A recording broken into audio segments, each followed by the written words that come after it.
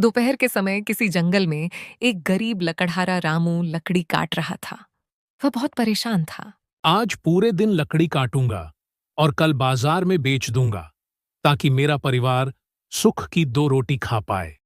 तभी उसकी कुल्हाड़ी लकड़ी से फिसलकर जमीन में जा गड़ी। जैसे ही उसने कुल्हाड़ी जमीन से निकाली, वैसे ही उसे वहां पर कुछ महसूस हुआ। लगता है यहाँ कुछ है। रामू ने वहां पर थोड़ी सी खुदाई की तो जमीन में दबी हुई एक मूर्ति मिली। रामू ने वह मूर्ति निकाली और लकड़ी काटने लगा। शाम को वह ढेर सारी लकड़ी और मूर्ति लेकर अपने घर पहुंचा, जहां पर उसकी पत्नी रीता अपने 8 साल के बेटे को सुला रही थी। इधर मोहन ने सारी लकड़ियां और मूर्ति रख दी। अरे आ गए आप। पूरे दिन काम करने की क्या जरूरत थी आपको? और ये मूर्ति कहाँ से लेकर आए हो? अरे रीता, ये मूर्ति तो मुझे जंगल में लकड़ी काटते हुए जमीन में घड़ी हुई मिली। अगले दिन रामू ने वह मूर्ति अलमारी में रख दी और लकड़ी लेकर बाजार चला गया। उस दिन रीता की तबीयत खराब थी। हे भगवान, आज सुबह से सर फटा जा रहा है। अरे चंदर भाई, थोक में यह सारी लकड़ी ले लो, मैं बहुत सस्ते दाम में दे दूंगा आपको। अरे नहीं नहीं भाई, मुझे आज लकड़ियां नहीं चाहिए। वहीं उसी तरफ रीता की नजर उस मूर्ति पर पड़ी। उस मूर्ति की आंखों से पानी आ रहा था। रीता थोड़ी हैरान हुई। ये कैसी मूर्ति ले आए हैं रामू?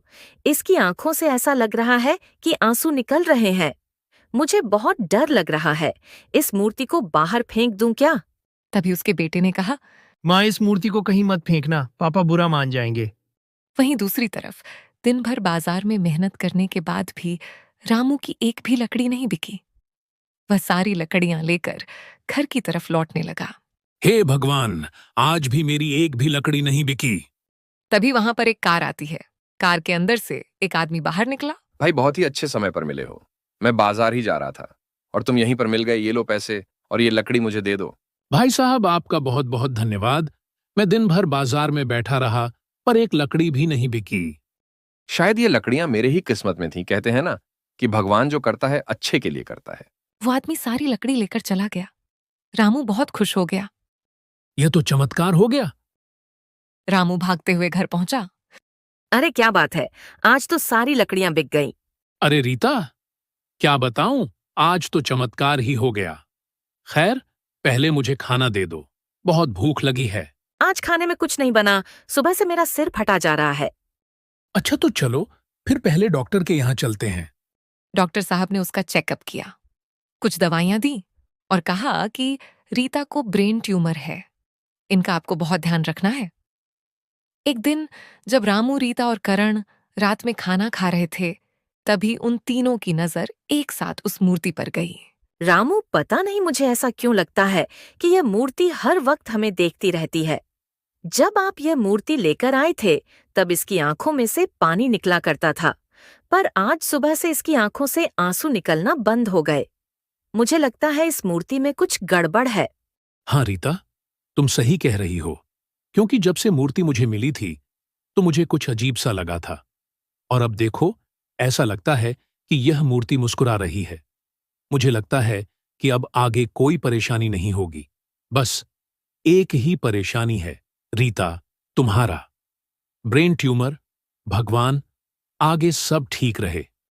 खैर, वह तीनों खा पी कर सो गए। रात में रामू के सपने में वही मूर्ति दिखाई दी। मूर्ति बोल पड़ी, मुझे जहां से लाए हो वहीं पहुंचा दो रामू। तभी अचानक उसकी आंख खुल गई और वह डर कर बैठ गया। यह कैसा सपना था? रामू चुपचाप उठकर कमरे से बाहर आया और उस मूर्ति को ध्यान से देखने लगा। इस मूर्ति को मैं जब भी देखता हूं मुझे अजीब सा महसूस होता है। ऐसा लगता है कि इस मूर्ति को देखता ही रहूं। अगले दिन रामू नहा धोकर जंगल में लकड़ियां काटने के लिए निकलता है कि तभी वहां पर गांव का जमींदार वहां पर आ पहुंचा। अरे जमींदार साहब, सुबह सुबह मेरे घर कैसे आना हुआ? तुम्हारा घर अब मेरा होने वाला है। यह सुनकर रामू हक्का बक्का रह गया। तभी वहां पर रीता और करण भी आ गए। जमींदार साहब, आप ये क्या कह रहे हैं? मुनीम जी, आप जमींदार साहब को समझाते क्यों नहीं? अरे मैं क्या बताऊं, जमींदार साहब सही तो कह रहे हैं। रामू, तुम शायद भूल गए कि यह घर मेरे पास गिरवी है। 1 साल पहले तुमने मुझसे पैसे उधार लिए थे, अपना घर गिरवी रखकर।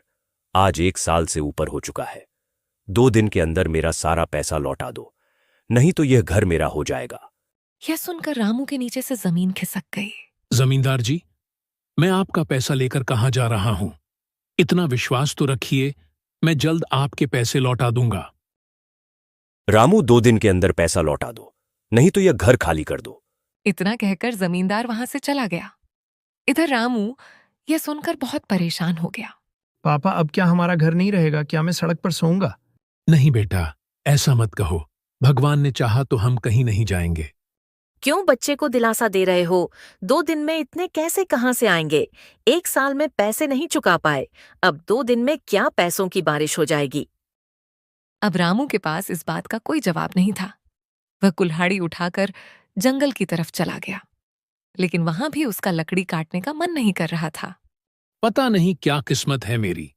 एक पल में खुशी, एक पल में गम। पहले तो इस बात की चिंता थी कि घर में 2 टाइम की रोटी मिल सके, और अब उसी घर की चिंता और रीता की तबीयत सही नहीं रहती। अगर मैं लकड़ियां बेचने भी जाऊं तो भी जमींदार को 2 दिन में पैसे नहीं लौटा पाऊंगा। क्या सच में हम फुटपाथ पर आ जाएंगे? तभी अचानक रामू की नजर उसी जगह पर पड़ी जहां से उसे वह मूर्ति मिली थी। वहां पर कुछ पीला पीला दिख रहा था।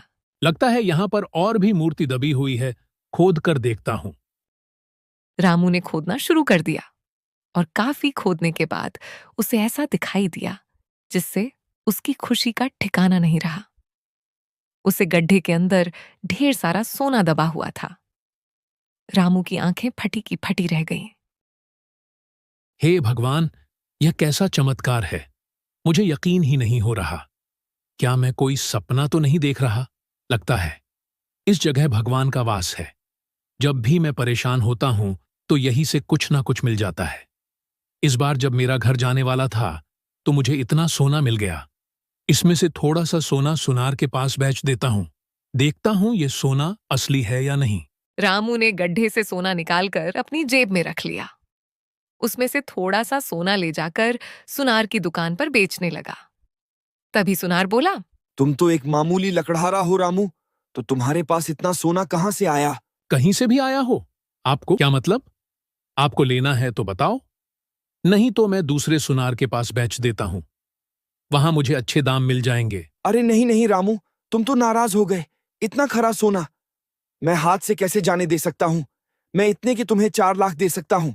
यह सुनकर रामू की खुशी का ठिकाना नहीं रहा। ठीक है, दे दीजिए। मेरे पास इसके अलावा और भी सोना है, वह मैं बाद में बेच दूंगा आपके पास।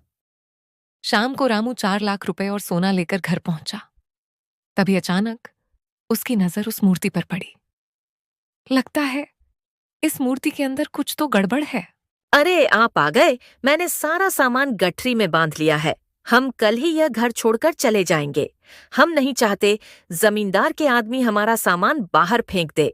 अब हमें कहीं जाने की जरूरत नहीं। कल सुबह जमींदार के मुंह पर 2 लाख रुपए मार के आऊंगा।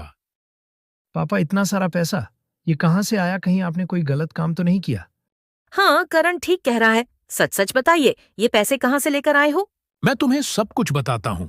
रामू ने सारी कहानी बताई। अब रीता और करण बहुत खुश हो गए। अगली सुबह ही एक ऑफिसर घर पर आ पहुंचा। रामू, सुना है इस गांव में तुम ही इकलौते लकड़हारा हो और इस जंगल की लकड़ियां रोज काट के बेचते हो।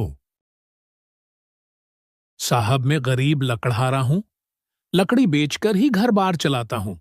कोई गलती हो गई क्या? देखो, जंगल बचाओ अभियान चल रहा है और इसकी जिम्मेदारी मुझे दी गई है। तुम अब किसी जंगल में लकड़ियां नहीं काटोगे, बल्कि उसके बदले में तुम्हें एक नौकरी देता हूं। तुम पूरे दिन उसे जंगल की रखवाली करोगे, जिसके बदले में तुम्हें हर महीने 30,000 रुपए दूंगा, ताकि तुम्हारा परिवार भी पलता रहे। ये सुनकर रामू बड़ा खुश हुआ और अंदर से उसकी पत्नी और उसका बेटा करण भी यह सब सुन रहे थे। अरे साहब, मुझे जंगल बचाने के लिए नौकरी मिल रही है, तो मैं भला जंगल से लकड़ियां फिर क्यों काटूंगा? मैं जंगल की रक्षा करने के लिए तैयार हूं। ठीक है, कल से तुम्हारी नौकरी चालू। कल दफ्तर आ जाना, तुम्हें एडवांस मिल जाएगा। इतना बोलकर ऑफिसर वहां से चला गया। इधर रामू बड़ा खुश हुआ और हैरान भी। रीता करण, यह तो चमत्कार हो रहा है। पापा, आप जब से ये मूर्ति लेकर आए हो तब से हमारी किस्मत चमक उठी है। यह तुमने बिल्कुल सही कहा बेटा। अब तो मुझे भी लगने लगा है कि यह सारा चमत्कार इस मूर्ति का है। देखो कैसे मुस्कुरा रही है।